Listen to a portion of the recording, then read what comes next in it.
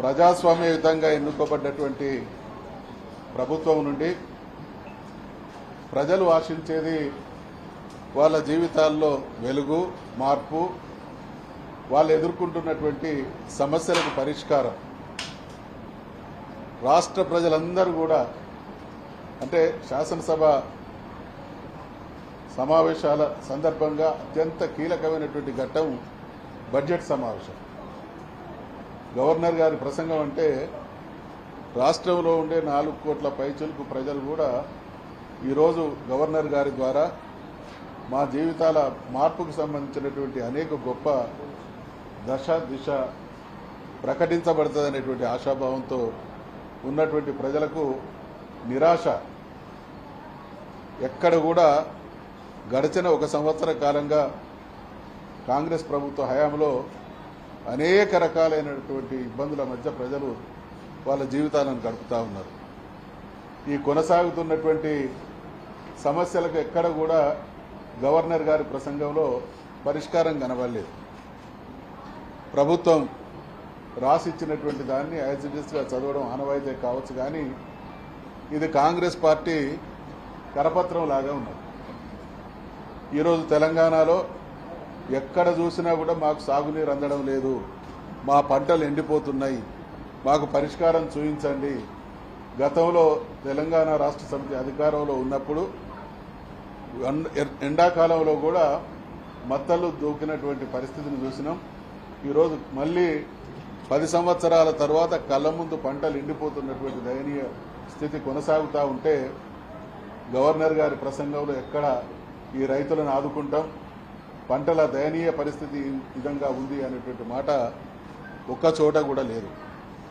వాళ్ళు చేయనటువంటి పనులు చేసినట్టు, బ్రహ్మాండంగా ప్రజలందరూ కూడా సుఖ సంతోషాలతో ఉన్నట్టు భ్రమింపజేసేటువంటి ప్రయత్నం చేసింది. మనందరికీ కూడా తెలుసు, రుణమాఫీ విషయంలో మొదట్లో ప్రభుత్వం చెప్పినటువంటి మాట దాదాపు 40,000 కోట్ల రూపాయలు రైతాంగానికి అందించి మేము రుణమాఫీ చేస్తామన్నారు. ఈరోజు కూడా ఏ గ్రామానికి వెళ్ళినా రుణమాఫీ జరగనటువంటి రైతులు ప్రజలు మాకు వచ్చి నివేదిస్తూ ఉన్నారు. మరి ఇప్పటి వరకు చేసింది ఎంత, ఇంకా చేయాల్సింది ఎంత అనేటువంటి విషయంలో కూడా స్పష్టత లేదు. సన్నవడ్లు కొన్నామంటున్నారు. సన్నవడ్లు గ్రామాలలో పోతే మేము ప్రభుత్వం మా దగ్గర నుండి వడ్లు సేకరించినా ఇప్పటి వరకు డబ్బులు రాలేదనేటువంటి పరిస్థితి కొనసాగుతోంది. ఆరోగ్యం బాగలేక వైద్య ఆసుపత్రులకు పోతే వాళ్ళ పరిస్థితి దయనీయంగా ఉంది. గురుకులాల్లో పరిస్థితి ఏమాత్రం మెరుగ్గా లేదు. ఈరోజు వారు ఏమంటారు, గవర్నర్ గారి ప్రసంగంలో మహిళల గేమ్ చేంజర్ అట ఈ మహాలక్ష్మి పథకం. అసలు మహాలక్ష్మి పథకంలో అత్యంత కీలకమైనటువంటి పథకం మహిళలకు 2,500 రూపాయలు ఇవ్వడం. దాని ఊసే లేకుండా సంవత్సర కాలంగా వాళ్ళు చెప్పినటువంటి మేనిఫెస్టో 15 మాసాలు ముగుస్తున్నటువంటి సమయంలో వాళ్ళకి ఎలాంటి సహకారం అందించకుండా వాళ్ళ జీవితాల్లో ఏదో గొప్ప మార్పు జరిగినట్టు, అంటే అన్ని మసిబూసి మారేడు గాయ చేసేటువంటి మాటలే గవర్నర్ గారితో చెప్పించిన తప్ప ఈ రాష్ట్ర ప్రయోజనాలు, ఈ రాష్ట్ర ప్రజలు ఎదుర్కొంటున్నటువంటి సమస్యలకు పరిష్కారం చూపించినటువంటి పాపాన పోలేదు. ఇది అర్థమవుతా ఉన్నది.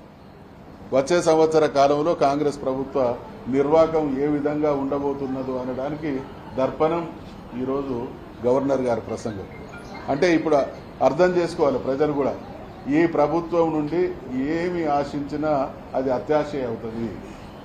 వీళ్లకు ప్రజల సమస్యలు పరిష్కరించాలనేటువంటి చిత్తశుద్ధి కానీ పాలన పైన పట్టు కానీ ఉన్నట్టు కనబడడం లేదు. దానికి నిదర్శనమే ఈరోజు గవర్నర్ గారి ప్రసంగం. కాబట్టి ఖచ్చితంగా భారతీయ రాష్ట్ర సమితి సభ్యులంగా గతంలో 10 సంవత్సరాలు పరిపాలనలో ఉన్నటువంటి పార్టీ వారిగా, తెలంగాణ సాధించిన పార్టీగా, తెలంగాణ ప్రజల ప్రయోజనాలకే అంకితమై పనిచేసేటువంటి పార్టీగా మా నాయకుడైనటువంటి కేసీఆర్ గారి దశ నిర్దేశంలో ప్రజలకు న్యాయం జరగడానికి ఈ వేదికను సద్వినియోగం చేస్తాం.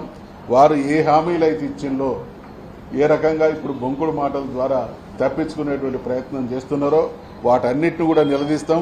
వీలైనంత వరకు ఈ ప్రభుత్వం చేతనే ప్రజలకు మంచి జరిగే విధంగా మేము శాసనసభ మండలి వేదికను సద్వినియోగం చేసుకొని కొంత ఫలితం రాబట్టడానికి ప్రయత్నం చేస్తాం.